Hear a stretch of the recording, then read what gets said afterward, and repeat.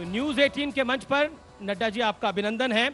और न्यूज़ 18 देश का सबसे बड़ा न्यूज़ नेटवर्क है और इस समय आपको हमारे करोड़ों दर्शक डिजिटल माध्यम से और न्यूज़ 18 इंडिया के माध्यम से लगातार देखेंगे लाइव इस कार्यक्रम के अंदर। और चर्चा की शुरुआत करनी है और आपसे पहला सवाल पूछना है, तो मेरे मन में इस समय एक ही सवाल आता है कि नड्डा जी, प्रधानमंत्री मोदी ने इस सत्र का आगाज राम राम बोलकर करा था और क्या संकेत दे दिया है प्रधानमंत्री मोदी ने 2024 के लोकसभा चुनाव का? देखिए, जहाँ तक राम राम का सवाल है, ये तो आदिकाल से हम राम राम के नाम से लोगों को आदर सूचक तरीके से उनका अभिवादन करते हैं। जहाँ तक 2024 का सवाल है, निश्चित रूप से सारा देश राममय हो रखा है और एक वातावरण समाज में व्याप्त है। लोगों में बहुत उत्साह है और उत्साह के साथ साथ एक खुशी का माहौल है। और ये ऐतिहासिक सत्य है कि 500 साल के पश्चात इतनी बड़े संघर्ष के बाद ये सौभाग्य मिला है और यहाँ बैठे हुए तमाम लोगों को और दुनिया को, देश को, उन सब लोगों को अपनी आँखों से राम लला को सही स्थान पर विराजमान होते हुए देखने का सौभाग्य मिला है। तो ये एक लंबी यात्रा के पश्चात हुआ है जिसका असर हर दृष्टि से समाज में पड़ा है। 2024 के चुनाव के दृष्टि से भी लोग खुशनुमा माहौल में इस चुनाव में आगे जाने वाले हैं। जी, आज प्रधानमंत्री मोदी ने एनडीए को 400 और बीजेपी को 370 सीटों की बात करी और साथ ही साथ विपक्ष की अलाइनमेंट की भी बात करी, कांग्रेस की अलाइनमेंट की बात करी। इससे ऐसा लगता है कि Bharatiya Janata party over confidence में हो गई है कि अब राम मंदिर बन गया है और 3 राज्यों में चुनाव जीत लिए हैं तो सब आसान है उनके लिए। नहीं, देखिए, हम कभी ओवर कॉन्फिडेंट नहीं होते हैं और न ही कभी हम अपना कॉन्फिडेंस विपरीत परिस्थिति में लूज करते हैं। जी, हम फैक्चुअल पोजीशन का असेसमेंट करते हैं और फैक्चुअल पोजीशन को ध्यान में रखते हुए ही वक्तव्य देते हैं। अब जब हम इस बात को कहते हैं तो अक्सर मीडिया वाले और मीडिया जगत उसको गलत तरीके से सोच लेता है। जैसे अब ये उदाहरण लीजिए, आप ही लोग 3 महीने 2 महीने पहले बोलते थे मध्य प्रदेश गया, छत्तीसगढ़ भूल जाओ, राजस्थान 50-50, अब हम 100 ले आए तीनों में। तो अब ये अब आप बोलिएगा कि उस दिन मैं बोलता था कि हम जीतेंगे, ये ओवर कॉन्फिडेंस है। ये ओवर कॉन्फिडेंस नहीं है। 24 into 7 into 365 all seconds, all time busy in that activity is the reason which gives us success. जी, तो 2024 को भी हम उसी तरीके से देखते हैं। मैं आपसे चाहूँगा कि ज़रा आप एक एनालिसिस करा लीजिए कि पिछले 5 सालों में आदरणीय प्रधानमंत्री जी ने देश के कितने ज़िले घूम लिए, कितनी बार वो किस किस स्टेट में चले गए। The most mobile Prime Minister who has been actively associated with the people of India, this is his track record. तो सन 2024 में क्या निकलेगा? वही निकलेगा जो हमने मथा है। तो लेकिन अब ये सारी चीज़ें अगर प्रधानमंत्री मोदी जी करते हैं, आज उन्होंने देश के सामने 10 साल में किए हुए कार्यों का उन्होंने एक बहुत छोटी सी झलक, जो कोई असल में 1 घंटे में, सवा घंटे में रखा नहीं जा सकता है 10 साल में किए गए काम, लेकिन उन्होंने एक छोटी सी झलक रखी है। अगर हम इसको कहें तो मैं एक ही शब्द कह सकता हूं, transformation of India. Transformation of India. 10 साल में देश बदला है। तो अगर ये सबको दिखता है तो सबको मोदी जी को चाहते हैं और चाहते हैं, तो हमारा ये ओवर कॉन्फिडेंस नहीं है, प्रधानमंत्री जी का ओवर कॉन्फिडेंस नहीं है, हमारी मेहनत पर और लोगों का प्यार इस बात को हमें एहसास कराता है कि 2024 में भी वो आशीर्वाद देंगे। लेकिन आपकी मेहनत यानी बीजेपी की मेहनत बीजेपी को 400 पार लेके जा रही है और आप एनडीए खुद को। एनडीए को 400 पार लेके जा रही है और बीजेपी को 370 के पार लेके जा रही है। आप खुद शिमला में थे, आप हिमाचल में थे, आपने संभाग की वहाँ पर एक बड़ी बैठक करी, लेकिन राहुल जी भी तो मेहनत कर रहे हैं और उनकी पार्टी को लगता है कि राहुल जी की मेहनत भी उनको 400 पार नहीं तो 200 पार तो कांग्रेस को लेके जाएगी। तो राहुल जी की मेहनत पर आपको क्यों शक है? क्योंकि उन्होंने कर्नाटक में मेहनत करी, वो राज्य आपके हाथ से निकल गया, ये तो मानना पड़ेगा। ऐसा है कि मैं राहुल जी के विषय पर बोल करके अपनी रणनीति को तकलीफ में नहीं डालना चाहता। मैं चाहूँगा कि वो और मेहनत करें, इसी प्रकार मेहनत करते रहे। मेरी शुभकामनाएं हैं, वो मेहनत करें और अच्छा है वो जितना मेहनत करेंगे। अभी वो साउथ घूम करके आए थे तो वहाँ का एमपी बोलता है कि साउथ इंडिया एक अलग कंट्री बना दो। निकले थे जोड़ो यात्रा पर और ये तोड़ने के पैमाने तय करने लग गए। तो मध्य प्रदेश में होकर के आए थे तो सरकार चली गई, सरकार आई नहीं। छत्तीसगढ़ में गए थे तो वहाँ सरकार चली गई और हमारे राजस्थान में सरकार चली गई। तो ऐसे ही उन्होंने फिर से ये यात्रा चलाई है। इस यात्रा में बंगाल में उनको टाटा बाय बाय हो गया, बिहार पहुंचते पहुंचते तक सरकार ही टूट गई, अलायंस ही खत्म हो गया। मैं आऊंगा नीतीश जी पे भी, लेकिन जब वो आसाम पहुंचे तो आप बीजेपी के मुख्यमंत्री हैं वहां पे, हिमंता बिस्वा शर्मा जी, उन्होंने एफआईआर रजिस्टर कर दी। तो कांग्रेस कह रही है कि राहुल का एक भय तो है, एक डर है बीजेपी के अंदर। इस विषय पर आप क्या कहना चाहते हैं? कोई डर नहीं है। देखिए क्या होता है, they take everything for granted, they do not know what is the law of the land, number one, और रूल ऑफ लॉ क्या होता है इसको भी वो नहीं जानते। मैं आपको उदाहरण देता हूँ। Z+ सिक्योरिटी को एक पर्टिकुलर रूट ही दिया जाता है। This route is not decided by any individual. One can say, हम भी कहते हैं कि मैं यहाँ जाना चाहता हूँ, मुझे कह देते हैं साहब वो रास्ता आपको नहीं ले जाएंगे। कल ही मैं होकर के आया हूँ, मुझे पठानकोट के एयरपोर्ट पर 12 किलोमीटर का डाइवर्जन करके ले गए वो। अब ये हमारे हाथ में थोड़ी ना होता है, ये पॉलिटिकल कंपल्शंस होती हैं। जहाँ पर साधारण व्यक्ति 5 मिनट में पहुँचता है, मैं 20 मिनट लगाता हूँ क्योंकि वो मुझे वो रूट चेंज करके देते हैं। तो उनको एक रूट दिया गया। अब लॉ मानने की आदत नहीं है तो इस तरीके की तकलीफ होती है। उनको कानून के दृष्टि से वो भीड़ भाड़ वाला इलाका था, बाकी सारी दिक्कतें थी, उसके दृष्टि से उनको बताया गया कि ये रूट आप ले लीजिए। अब आप उसका पॉलिटिकल उपयोग करना चाहें तो आप कर सकते हैं। हमारे पायलट्स कई बार कह देते हैं कि sir weather is not good, इधर से नहीं जा सकते, उधर से जा। मैं बोलूँ पॉलिटिकली मेरे को वहाँ नहीं जाने दिया जा रहा है, ये कोई राजनीतिक कारण बनता है क्या? तो ऐसे ऐसे लेम एक्सक्यूजेज लगाने की आदत है। कोई दिक्कत नहीं है, वो कहीं घूमना चाहें दोबारा आ जाएं, कोई दिक्कत नहीं है। लेकिन अब तो आप विपक्ष को संसद में भी नहीं रखना चाहते। प्रधानमंत्री ने आज बोला दर्शक दीर्घा में, यानी विजिटर्स गैलरी में चला जाएगा विपक्ष। ऐसा है ना, ये ऐसा क्यों? हमारी इच्छा नहीं है, लेकिन उनके कर्म उनको ले जा रहे हैं तो हम क्या करें? What can I do? I can only suggest them. अब आप बताइए, मैं उदाहरण देता हूं जी। प्राइम मिनिस्टर वाज स्पीकिंग और लगातार वहां से रनिंग कमेंट्री चल रही थी।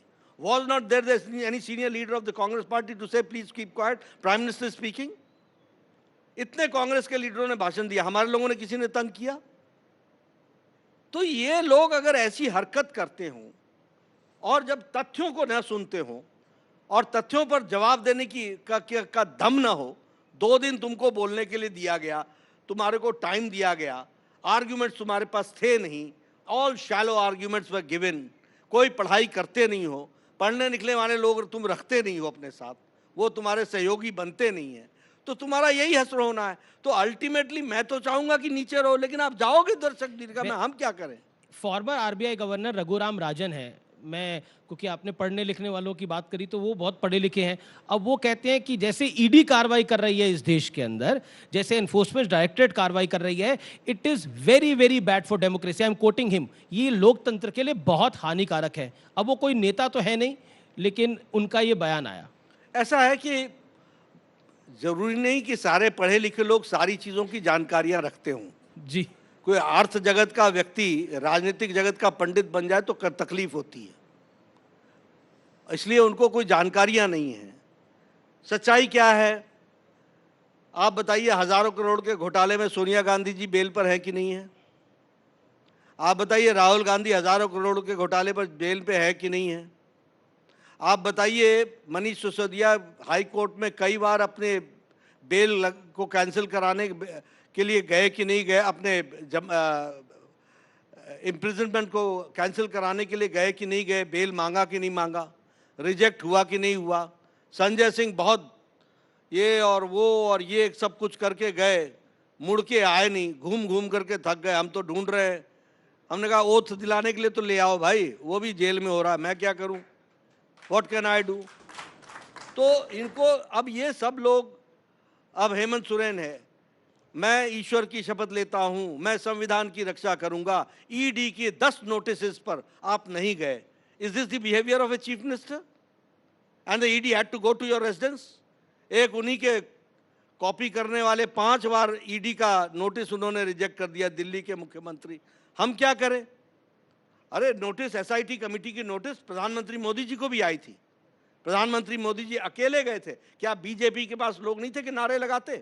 क्या बीजेपी के पास लोग नहीं थे जो बाहर तमाशा कर सकते थे?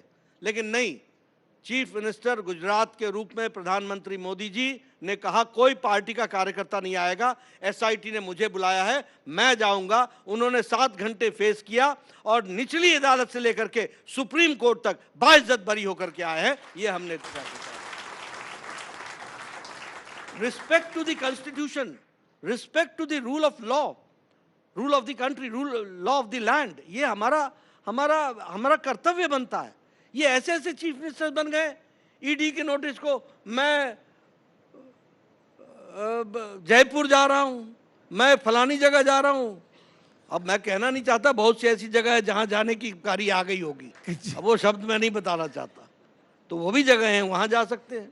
तो ये ऐसे लोग हैं कि जो, अच्छा दूसरी बात ये है कि आप राहुल गांधी कल चले जाएं कि भाई मेरे खिलाफ गलत केस चल रहा है, ये मैं बेल से वापस आना चाहता हूं, मेरा बेल वापस करो और मेरे ऊपर से केस हटाओ, कहे ना, सोनिया गांधी कहे ना, बाकी लोग कहे ना, क्यों नहीं कहते हैं? ये तो बेल इनके लिए एक तरीके से पैराडाइज है, पैराडाइज। ये बचे हुए हैं, ये जीवन बेल के बीच में गुजार रहे हैं। और आप बोल रहे हैं कि ईडी तंग कर रहा है, ईडी तंग कर रहा है, ईडी तंग कर रहा है। अरे भाई, रोपे पेड़ बबूल का आम कहां से होए? गलत काम करोगे तो फंसोगे, जाना तो पड़ेगा ही, इसमें दिक्कत की क्या बात है? लेकिन ऐसा है कि विपक्ष का ही सब नेता टारगेट पे आ जाते हैं ईडी की, यानी जो डोरबेल ईडी की बजती है वो विपक्षी नेताओं के घर में ही बजती है।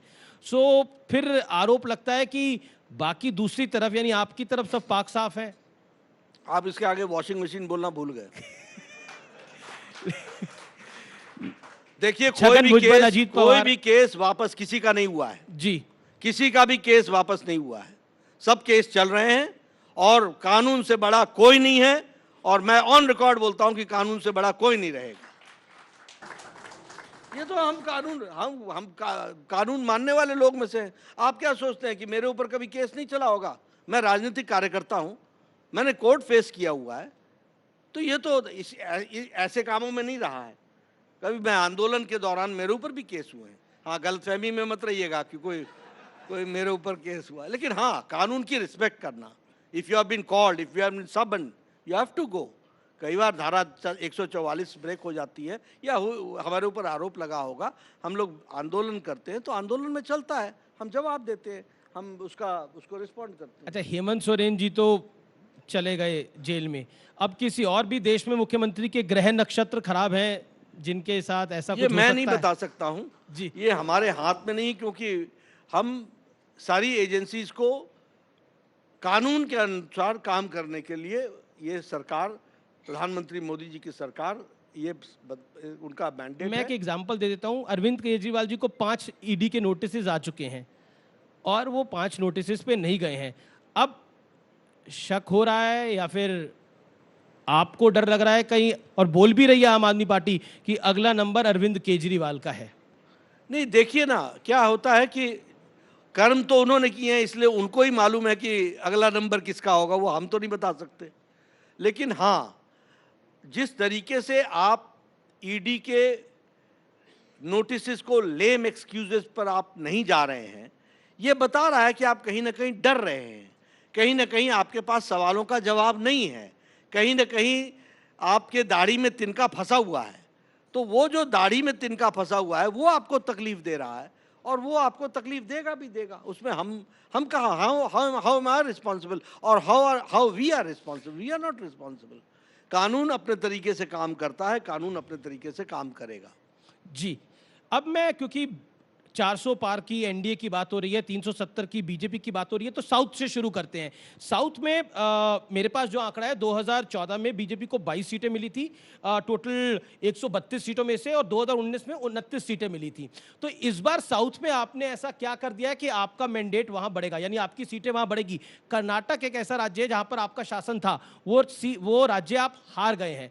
तो क्यों आप इतना कॉन्फिडेंट हैं? क्योंकि साउथ में 132 सीटें हैं और वहां पर रीजनल और कांग्रेस का एक कमांड है।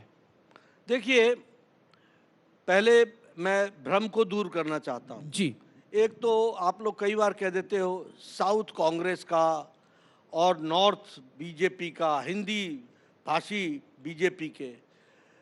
साउथ में बीजेपी के 28 लोकसभा के सदस्य हैं और कांग्रेस के 27 हैं। जी, बीजेपी के राज्यसभा के मेंबर 8 हैं, उनके 7 हैं। इसलिए हम कांग्रेस से ज्यादा साउथ में है, ये पहली बात हमको समझनी चाहिए। आंकड़ों से बता रहा हूं। Don't develop this perception that we are not in south. We are very much in south and more than the Congress we are in south, number 1। Number 2, कि आपने कहा कि यह कर्नाटक में ऐसा हो गया। ठीक है, हम लोग खेलते हैं, मैच होता है, 2 गोल उधर से होते हैं, 4 गोल इधर से होते हैं, एक आधा पास मिस हो जाता है तो उसमें से निकल जाता है। अब हिमाचल में क्या हुआ? काट की हांडी चढ़ाई, आज इलेक्शन करा लो हिमाचल में, आप कर्नाटक में आज इलेक्शन करा लो। अब इनकी गारंटी इनको समझ में आ रही है। तो लोगों को थोड़ी देर के लिए गुमराह कर लेना, गलत तरीके से अपने वोट को खींच लेना, ये सब चीज़ें चलती हैं, थोड़े समय तक चलती हैं, उसके प्रभाव में लोग आ जाते हैं। कर्नाटक उस कारण से उनको सरकार मिल गई। आज उनकी हालत क्या? आज इलेक्शन करा लीजिए आप, आपको पता चल जाएगा कर्नाटक की जनता क्या बोल रही है। और आप इलेक्शन मत भी कराइए 2024 का, कर्नाटक का वहाँ की टैली देख लीजिएगा, आपको उत्तर मिल जाएगा। आप हिमाचल की टैली देख लीजिएगा, आपको उत्तर मिल जाएगा। ये ठीक है, ये सब बड़े महिलाओं के लिए ये करेंगे, 1 लाख नौकरी देंगे, फलाना करेंगे, ये करेंगे, वो करेंगे, ये सब कह करके थोड़े दिन चला लिया इन्होंने। अब वो हांडी बार बार नहीं चढ़ेगी। लेकिन तमिलनाडु में आपका अलायंस था एआईडीएमके के साथ, वो अलायंस टूट गया है, तो तमिलनाडु में बीजेपी का अपना दमखम नहीं है, तो क्या आपको नहीं लगता वो भी एक झटका लगेगा बीजेपी के लिए? ऐसा है, देखिए, हम प्रयास करेंगे एनडीए एक स्ट्रांग रूप में आगे बढ़े, सब लोगों को हम साथ लेकर के चलने का प्रयास करते हैं।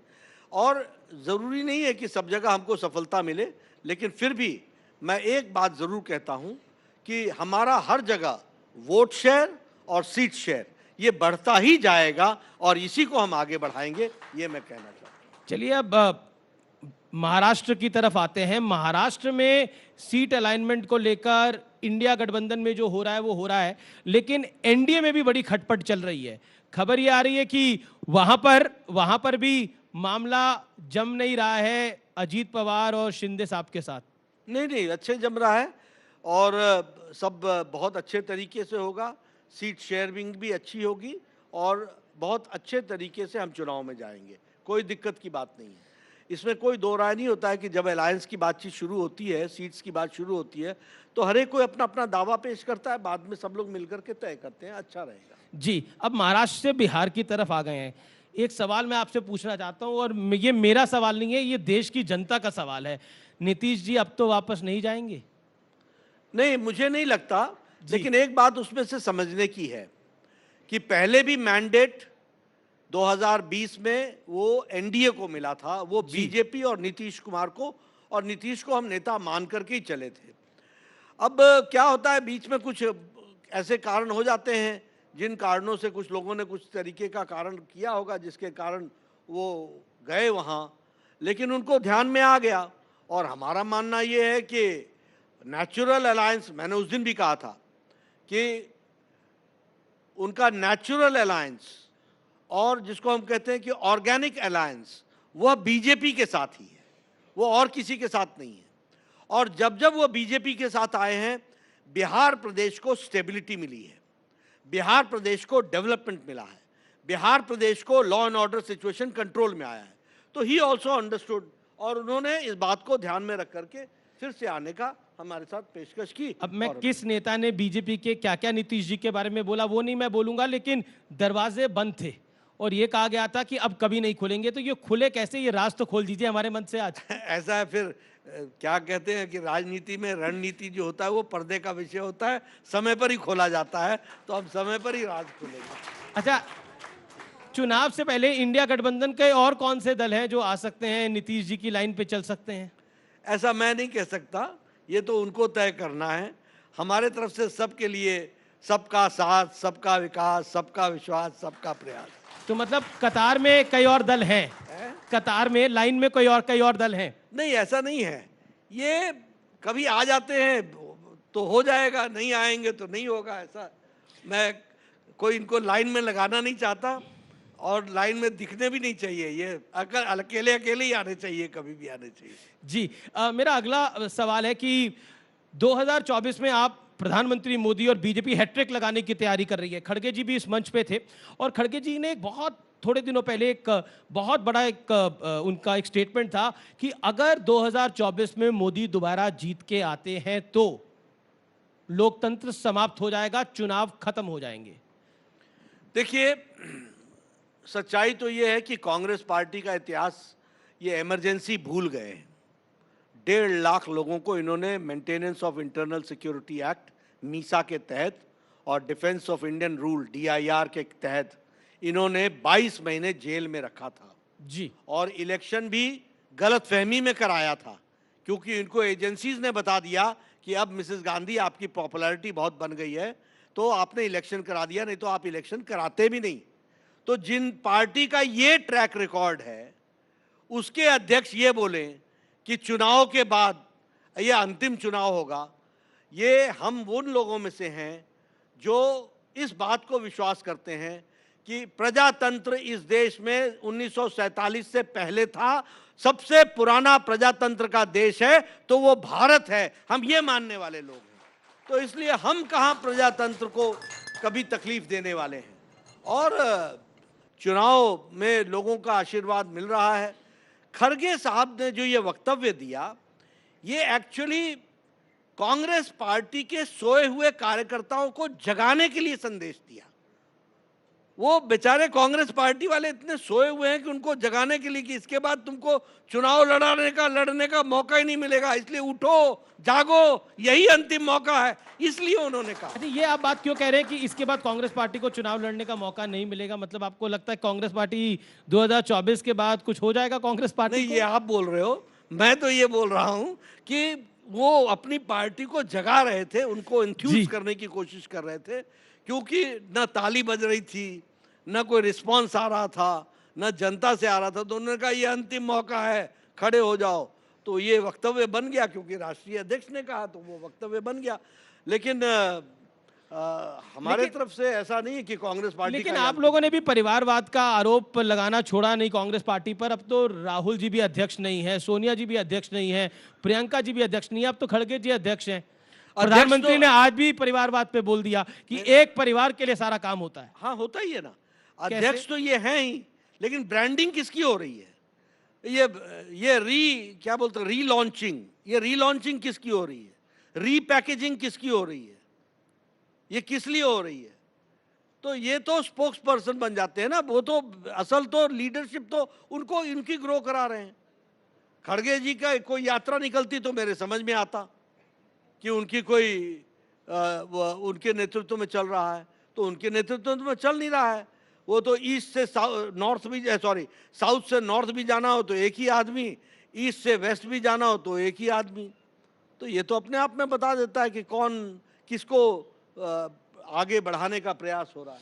जी, लेकिन जब राहुल जी मंदिर जाते हैं, अभी वो ज्योतिर्लिंग है झारखंड में, वहाँ गए बैद्यनाथ धाम, और वहाँ पर जब वो थे तो वहाँ पर मोदी मोदी के नारे लगवा दिए गए।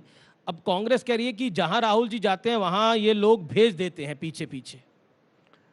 देखिए, पहले तो जो आपने मंदिर कहा, ये मंदिर गए तो आपने कभी मेरी न्यूज़ तो नहीं लगाई कि जेपी नड्डा मंदिर गया? अभी मैं कल चामुंडा माता होकर के आया, ब्रजेश्वरी माता होकर के आया, आपने न्यूज़ नहीं बनाई। क्यों? क्योंकि वह मेरे जीवन का पार्ट एंड पार्सल है। ये मंदिर तब जाते हैं जब चुनाव की घंटी बजती है, मंदिर की घंटी नहीं, जब चुनाव की घंटी बजती है। जिन लोगों को ये नहीं मालूम कि जनेऊ इधर से पहना जाता है या इधर से पहना जाता है, वो लोग जनेऊ पहन करके बोला मैं भी जनेऊधारी हूं, तो यह राजनीतिक कंपल्शन है कि आज देश का इलेक्टोरेट ये देखना चाहता है कि कौन व्यक्ति अपने धर्म के साथ खड़ा है, इस बात को देखना चाहता है, इसलिए लोग। जहां तक आपने दूसरा सवाल किया उनका, वो मोदी के नारे लगे थे वहां पर। अब वो देखिए, ये देश की आवाज है। ये तो आप जहां जाओगे, बैजनाथ धाम क्या, आप किसी धाम में जाओगे वहां यही नारे लगेंगे, क्योंकि ये देश की आवाज है, ये देश का नारा है, ये सबका नारा है। इसको हमको समझ लेना चाहिए। और इसमें वास्तविकता से देखिए, आंख बंद कर लेने से दुनिया नहीं रुकती, दुनिया तो चलती है। तो इसलिए वहां भी नारे लगे होंगे, कोई मुझे इसमें आश्चर्य नहीं है। और वहां कोई हमने भेज के नारे लगाए होंगे, इसकी कोई जरूरत नहीं है। जो भी हम कहीं जाते हैं, किसी मंदिर से गुजरते हैं, किसी जगह से जाते हैं, कोई कह देता है जय श्री राम। अब हमने तो नहीं कहा कि भाई तू जय श्री राम के नारे लगाओ, लगा देता है बेचारा। तो वो देश की आवाज बन गई है। आपने तो उसी तरीके से अब आप और तो और छोड़िए, डायस्पोरा में जो लोग पहले बोलते थे कि I am from India, oh you are from India, which part of the world is it, ये हमको 90s में सुनने को मिलता था कि नहीं मिलता था। आज हम कहते हैं आई एम फ्रॉम इंडिया, ओ मोदी मोदी मोदी। तो दुनिया में भी मोदी मोदी हो रहा है, तो यहां होने में कौन सी बड़ी बात है, वो तो होना ही है। एक आपने नारे की बात करी, जय श्री राम की बात करी, तो 34 साल पहले पालनपुर में बीजेपी ने नारा लगाया था, सौगंध राम की खाते हैं मंदिर वहीं बनाएंगे। अब हो गया, सौगंध राम की खाई थी, मंदिर वहीं बनाया है। और निमंत्रण तो सबको गया, लेकिन काफी अधिकतर विपक्ष जो था उसने इसको बॉयकॉट किया। आप बतौर बीजेपी अध्यक्ष और बतौर एक सनातनी इसको कैसे देखते हैं? नहीं, देखिए क्या है कि सबसे पहली बात तो यह है कि मुझे लगता है कि उनको जाना चाहिए था, लेकिन जब मैं उनकी तरफ से सोचता हूं तो मुझे लगता था कि वो आ नहीं सकते थे। क्यों? क्योंकि इतना विरोध किया था कि वह खड़े कैसे होते। आफ्टर ऑल उनका किया हुआ इतिहास उनके साथ चिपका हुआ है ना। इनके ही लोग वकील कहते थे ना कि तारीख 2019 के बाद लगाओ ताकि इनको राम मंदिर का फायदा ना मिले। It is on record, it is on record. किसी ने गोली चलाई, इट इज ऑन रिकॉर्ड कि किसी ने लाठी चलाई, इट इज ऑन रिकॉर्ड कि किसी ने कहा कि राम काल्पनिक है। इट इज ऑन रिकॉर्ड जिन्होंने वो सेतु के बारे में कहा कि राम तो एग्जिस्ट ही नहीं करता था, इट इज काल्पनिक। इनको अपनी करतूत, शब्द करतूत अच्छा नहीं है, मैं वापस लेता हूं, इनको अपने कर्म इनके पीछे साए की तरह लगे रहते, इसलिए नहीं आ पाते। इनको लगा वहां जाएंगे लोग, वहां जोर से नारा लगाएंगे जय श्री राम, ये लगा नहीं पाएंगे, क्या करेंगे, इसलिए अलग से जाएंगे। जी, क्या करेंगे? दे विजुअलाइज्ड कि what will be their position, और the position would be because of their activity, not by because of anybody else. वैसे एक सवाल, ये बड़ा पर्सनल सवाल है, जब राम मंदिर की प्राण प्रतिष्ठा हो रही थी और जब रामलला की मूर्ति सामने आई तो आपके मन में भाव क्या आया? अगर आप हमारे दर्शकों के साथ शेयर कर सकते। मैं तो ये कहूंगा, देखिए मैं तो युवा था जब पहली रैली राम मंदिर के सिलसिले में बोट क्लब पर हुई थी। अब तो बोट क्लब पर रैलियां नहीं होती, उस समय बोट क्लब पर रैली होती। और वो जो बड़ा मंच बना था, उस बड़े मंच पर वीआईपीज़ के जाने का इंतज़ाम संभालने का काम मेरा था। मैं एक युवा होता था, वहाँ से मैंने अपने जीवन में उसको अपने आँखों से देखा है। वो रैली भी देखी बोट क्लब की, वो आंदोलन भी देखा, फिर वो भी देखा जब कहा गया कि परिंदा नहीं पर मार सकता, वो भी हमने देखा। फिर हमने वो भी देखा कि किस तरीके से एक साधु ने बस को सारा तोड़ते हुए और अंदर घुस गए। फिर वो हमने गोली कांड भी देखा, फिर उसके बाद अन्य वो भी देखे। ये सब चीज़ें जब हमारे सामने से गुजरती हैं, और आज जब मुझे उस दिन जब मुझे रामलला वहाँ विराजमान देखे और सारा देश दुनिया जय श्री राम के नारे लगा रहा था, तो मुझे सिर्फ इतना ही कहूंगा कि इतना जीवन में कभी खुशी नहीं मिली जो उस समय उस पल मिली। जी, लेकिन अब अयोध्या के बाद काशी और मथुरा की भी बात हो रही है, कोर्ट में भी केसेस चले गए हैं ज्ञान वापी का, उस विषय पर आप कुछ बोलना चाहते हैं? नहीं, देखिए, वो कोर्ट अपना फैसला करेगा। राम मंदिर पर विषय पर पालमपुर में भारतीय जनता पार्टी का ऑफिशियल रेजोल्यूशन था और भारतीय जनता पार्टी के लिए राम मंदिर देश का अस्मिता का सवाल था, देश के गौरव का सवाल था, जिसके लिए भारतीय जनता पार्टी आगे आई और उसमें हम आगे बढ़े। बाकी केसेस कोर्ट में देखे जाएंगे। जातिगत जनगणना पे मैंने आपसे पहले भी सवाल पूछा है, लेकिन आज अब ये सवाल इसलिए कि जो जातिगत जनगणना के प्रोधा थे यानी नीतीश बाबू, नीतीश कुमार ही आपके खेमे में आ गए हैं, तो अब जातिगत जनगणना के साथ क्या करेगी भारतीय जनता पार्टी? क्योंकि Rahul Gandhi has said that कि हम अगर शासन में आए और अगर हम सत्ता में 2024 में आएंगे तो जातिगत जनगणना करवा देंगे। देखिए, दो अलग अलग व्यक्तित्व हैं। जी, पहली बात तो आपने जो नीतीश कुमार जी की कही और जातिगत जनगणना की कही, भारतीय जनता पार्टी कभी भी जातिगत जनगणना के विरोध में हमने नहीं कहा है, पहली बात।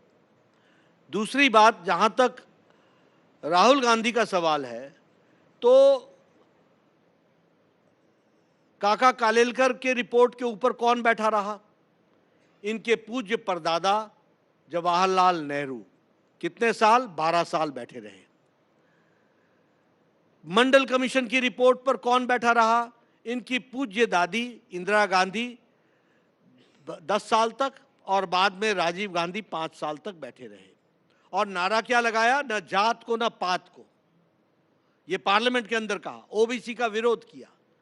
अब इनकी स्थिति ऐसी हुई है कि ये कोई मंत्र ढूंढ रहे हैं जिस मंत्र से इनको चुनावी नैया पार लगे। अब इसलिए जातिगत जनगणना, ओबीसी ओबीसी ओबीसी बोलने लगे। ओबीसी की कब इन्होंने चिंता की? ओबीसी को कॉन्स्टिट्यूशनल स्टेटस हमारे नरेंद्र मोदी जी प्रधानमंत्री जी ने दिया है, ये भी हमको ध्यान रखना है। They are not in, they have got nothing to do with OBC, they have got nothing to do with जाति जनगणना, they have got nothing to do with backward, they have got nothing to do with Dalit, they have got nothing to do with tribal, they have only to do how to reach the corridors of power and how to come into power, that is their design. तो उसके लिए ये करते रहते हैं, नए नए नारे ढूंढते रहते हैं।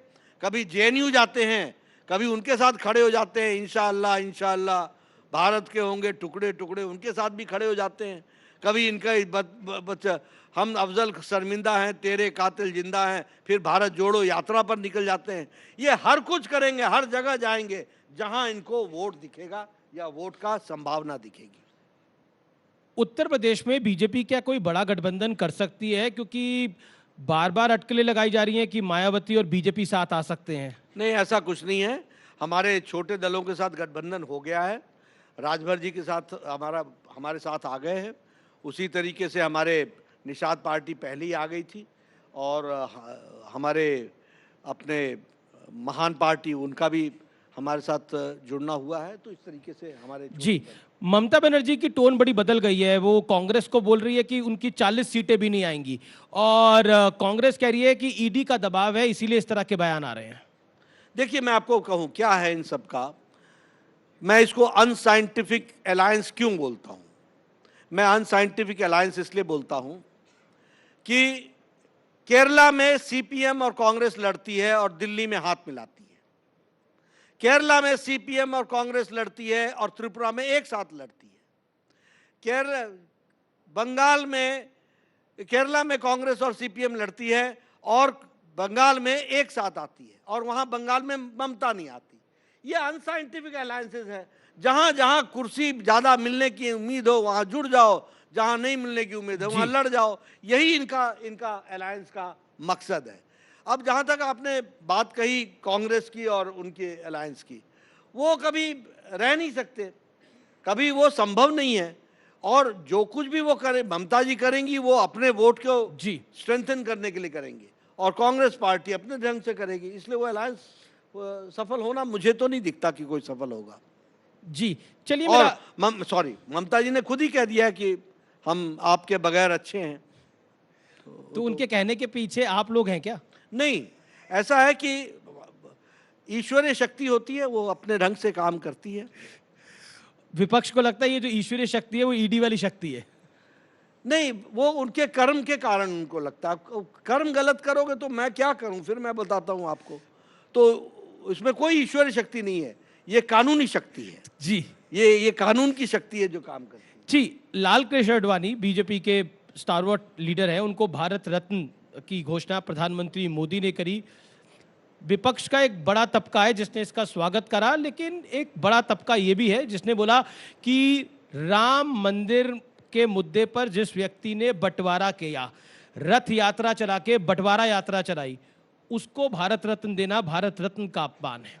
देखिए, सबसे पहली बात तो यह कि देश में सब लोगों ने खुशी मनाई कि आदरणीय लाल कृष्ण आडवाणी जी को भारत रत्न से नवाजा गया और उनको ये भारत रत्न दिया गया। सब दूर खुशी हुई है, सब लोगों में खुशी हुई है, सभी राजनीतिक दलों में भी खुशी हुई है और उसको उसी तरीके से हमें देखना चाहिए। वो हमारी पार्टी के तो प्रथम पीढ़ी के नेता रहे ही हैं, लेकिन साथ ही साथ उनका पार्टी को भी और गृह मंत्री के रूप में और उप प्रधानमंत्री के रूप में भी बहुत बड़ा योगदान है। इसलिए उनको भारत रत्न मिला है, इसकी खुशी, और प्रधानमंत्री मोदी जी को इसके लिए धन्यवाद और आडवाणी जी को बधाई। जो लोग इस तरीके की बात कहते हैं कि ये बंटवारा और इस तरीके की, वो लोगों ने देश का इतिहास, देश की संस्कृति, देश के कल्चर, देश का रिच हेरिटेज, इससे उनकी अज्ञानता प्रदर्शित होती है। उनको इन सब चीज़ों की जानकारी नहीं है जी, इसलिए वो इस तरीके का वक्तव्य देते हैं। मेरे को इतना ही कहना है कि भगवान उनको सुबुद्धि दे, अकल दे, कुछ पढ़े लिखें, कुछ भारत के साथ अपने आप को समावेश करें और उसमें आगे बढ़ें तो उनका भी अच्छा हो। यूसीसी के ऊपर आप क्या कहना चाहते हैं, क्योंकि आपकी एक राज्य सरकार है उत्तराखंड, वो यूसीसी लागू करने जा रही है, कैबिनेट ने पास कर दिया है, क्या कहना चाहते हैं आप? नहीं, वहाँ वो लागू होगा तो देश में भी आएगा, देखेंगे। हमारे एजेंडा में तो हम लोगों ने तो कहा ही था कि यूसीसी लागू होगा, लेकिन ठीक है, समय पर तय करेंगे। अभी तो उत्तराखंड ने किया है। जी। अब क्योंकि आडवाणी जी की बात हुई तो मैं नई जनरेशन पे लेके आता हूं। आपने 3 राज्यों में तो बिल्कुल नई जनरेशन को कामकाज सौंप दिया, यानी 3 नए मुख्यमंत्री बना दिए। तो सवाल ये है कि अब बाकी दिग्गज नेताओं का क्या होगा, जो शिवराज जी, वसुंधरा जी?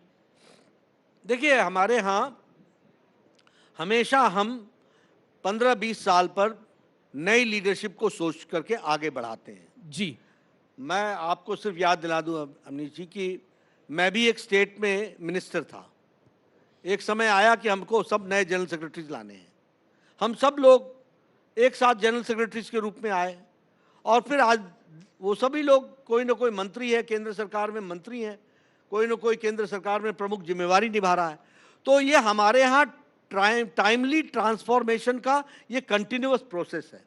अब इसी तरीके से वसुंधरा जी ने 2 टर्म देख लिया था, शिवराज जी ने 3.5 टर्म देख लिए थे, लॉन्ग एक्सपीरियंस हो गया था, नए लोगों को चांस देना चाहिए, ये उद्देश्य था। लेकिन पुराने का उपयोग होना, सदुपयोग होना, यह हमारी जिम्मेवारी है। इसलिए उनको नई जिम्मेवारी में लगा रहे हैं और वो नई जिम्मेवारी में काम करेंगे और कर रहे हैं। जी, वसुंधरा जी हमारे यहाँ वाइस प्रेसिडेंट हैं, बहुत एक्टिवली लगी रही हैं। हमारे शिवराज जी अभी ये जो विकसित भारत की कल्पना यात्रा है, उसमें उन्होंने 4 स्टेट में, वो साउथ के स्टेट्स में जाकर के आए हैं और आगे उनको और जिम्मेवारी में लगाया जाएगा, काम में लगाया जाएगा। जी। लोकसभा चुनाव भी आ रहे हैं, तो क्या लोकसभा चुनाव में भी हमें एक यूथ ब्रिगेड बीजेपी की एक्टिव दिखेगी, खासतौर पर टिकट्स बंटवारे में? नहीं, यूथ ब्रिगेड किस रूप में एक्टिव दिखेगी? क्या बीजेपी युवा चेहरों को मौका देगी इस बार लोकसभा चुनाव में? हमेशा हम तो हमेशा ही कईयों के टिकट कटेंगे, मतलब? नहीं, ऐसा है कि ये कोई, हम ऐसा नहीं कहते हैं कि तेरा टिकट काट रहे हैं।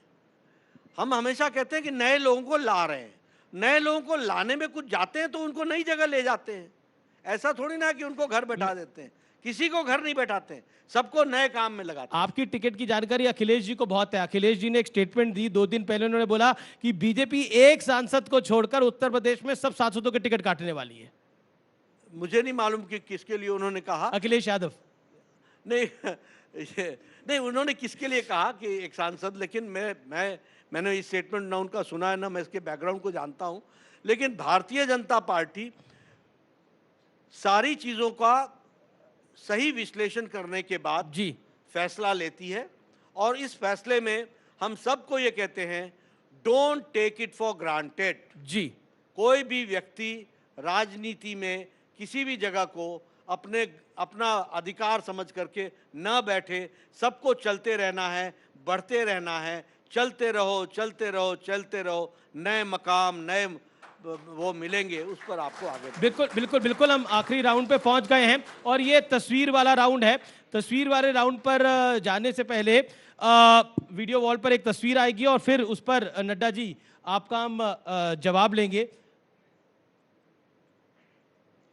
रामलला जी की तस्वीर है, क्या कहना चाहेंगे आप? मेरा जवाब मिल गया आपको जी। ये हमारे लिए जय श्री राम। जी, अगली तस्वीर देख लेते हैं किसकी आ रही है, मुझे भी नहीं पता, ये सरप्राइज है। अब हेमंत सोरेन जी के साथ केजरीवाल जी बैठे हैं। Birds of a feather flock together. और कुछ कहना चाहते हैं आप? नहीं, मैं तो ही कहूंगा birds of a feather flock together. जी, अगली तस्वीर देख लेते हैं किसकी आ रही है। राहुल गांधी जी। किस सोच में डूबे हो तुम? जी, बहुत बहुत शुक्रिया नड्डा जी, आप न्यूज़ 18 के मंच पर आए, आपने व्यापक समय दिया और इस कार्यक्रम के में आपने पार्ट लिया। Thank you so much.